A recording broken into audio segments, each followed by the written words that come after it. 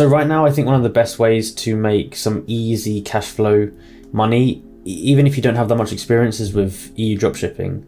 And the reason I say that is because right now I've been doing some of it, and it's just like so much easier than anything I've done. I've generated over £2 million with e-commerce in the last few years, and this is just like the most hassle-free, like genuinely easy way to get cash flow. Today I thought I would just show you my product research method. It's actually so simple, and like with UK or US dropshipping, you might find a winner once every like 50 products. Some people test like 50 products before they find a winner.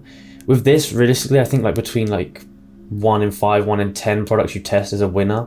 So it's got a really high success rate, and it's just so easy to do.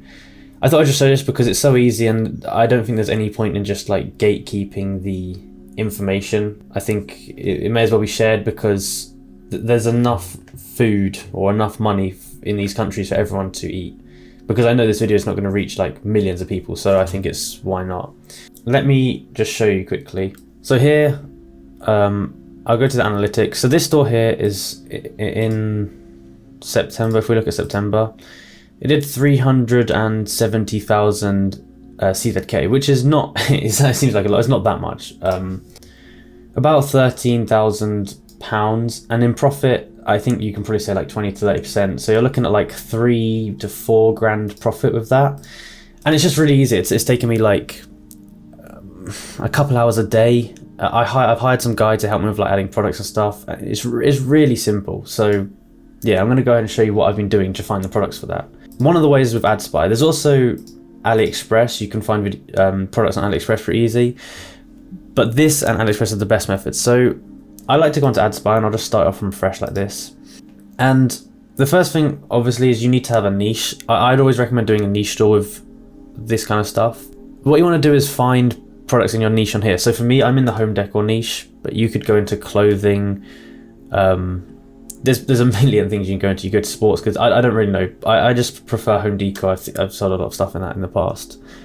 So I would just go up to this text bar, and I would type in something that's like related to home decor or whatever niche you're doing. So for me, I would probably put like landing page text, and I'd put like home decor, for example, and I'd add that to the filter. For countries, I'd put like United States, United Kingdom, Canada, Australia, but just like all the, you know, the big 5 or whatever. You could add New Zealand, whatever. Technologies, you can put Shopify if you want to. I'd recommend maybe doing that. Media type, I always just do photos, and I find that with photos, I just get banned less on like Facebook ads. It's really weird. I feel like videos just get you banned, so photos is what I go for.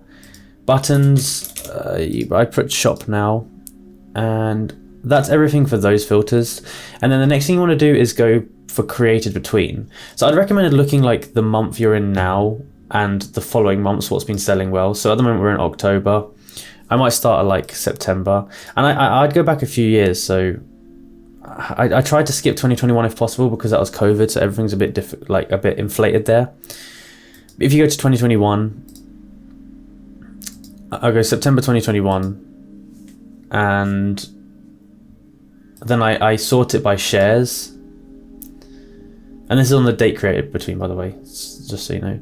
I sort it by shares, and then here will give you the list of the things that have had the most shares. And to me, shares is like what's been scaled the best, because shares is like a high intent action, whereas like a like doesn't necessarily mean as much. So I sort by shares, and I just find products that have done well, which are like applicable to my niche and that kind of stuff.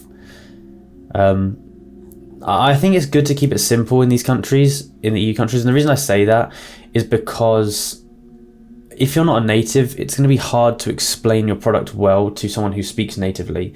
It's hard enough selling like just a simple product. So yeah.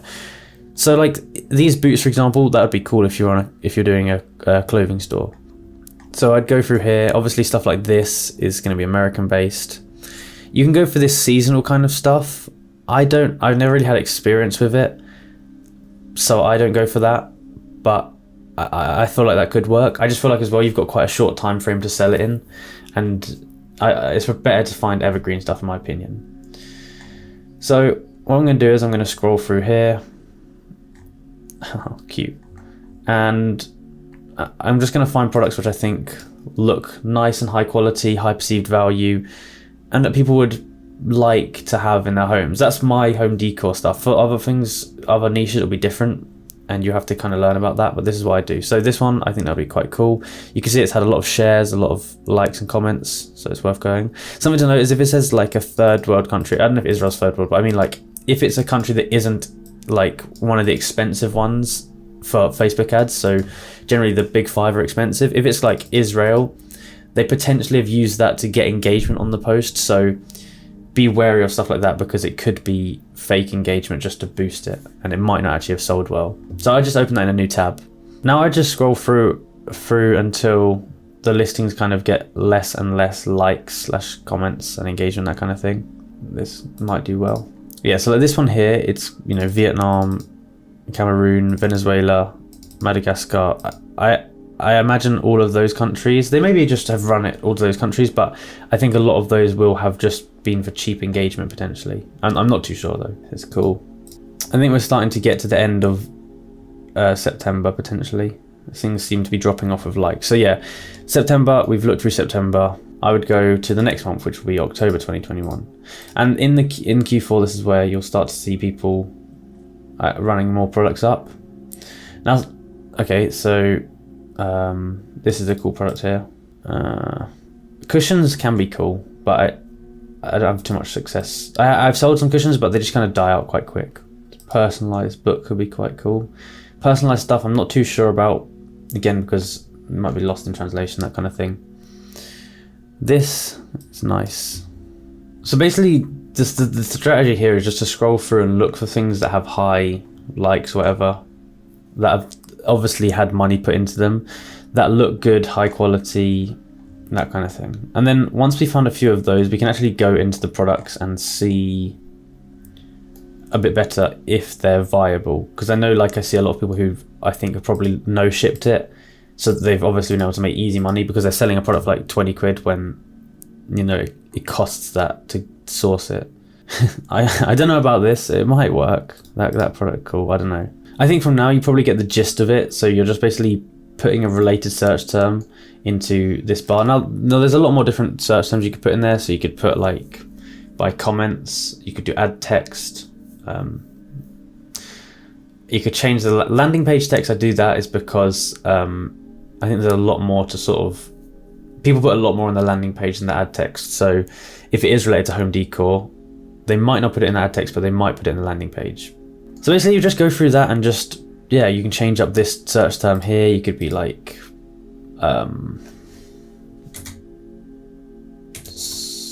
sculpture. And then boom, we've got a few more products here. It's quite a nice product. But you get the gist. You just want to go for every single month, and you can go far back throughout the years.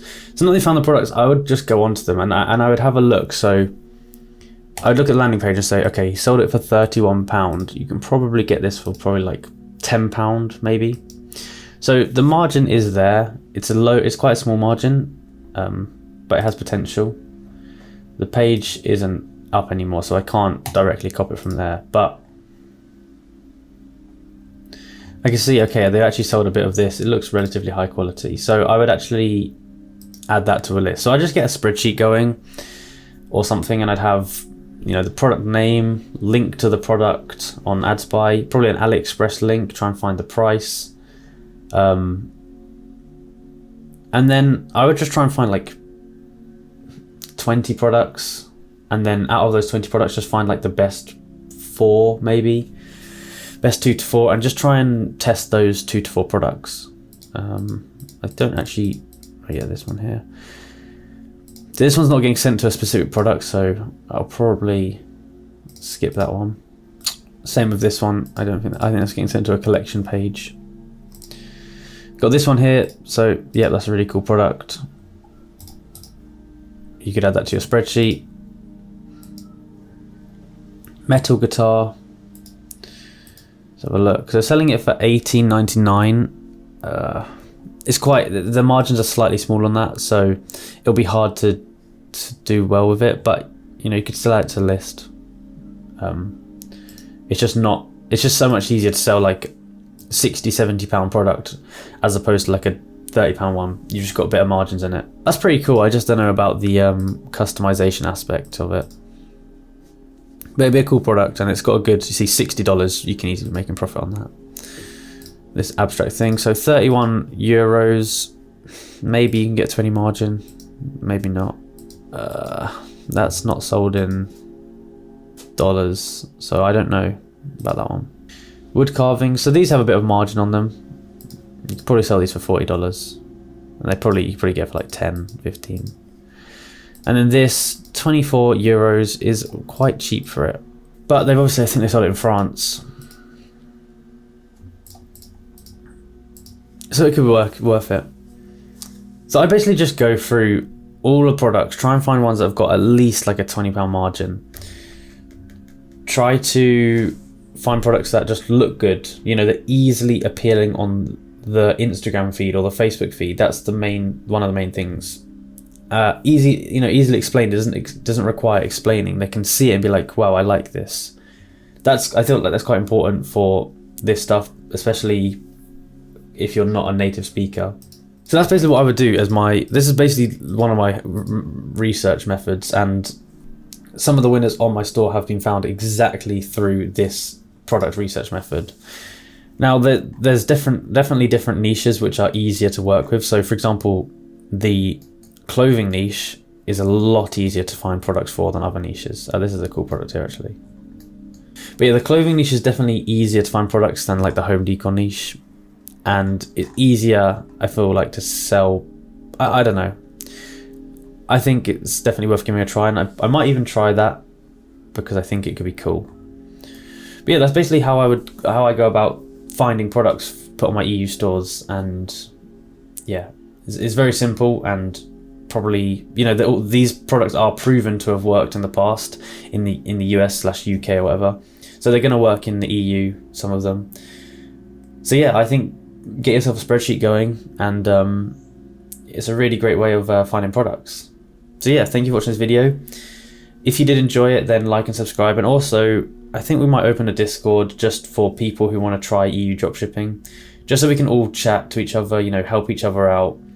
It's going to be completely free, but just I think it'll be cool because I haven't found very many Discords for EU dropshipping in specific. So yeah, I'm going to probably leave a link to that. Join it, and then, you know, we can bounce around ideas and grow together, and, you know, really build each other to get some great scale. So yeah, thank you for watching.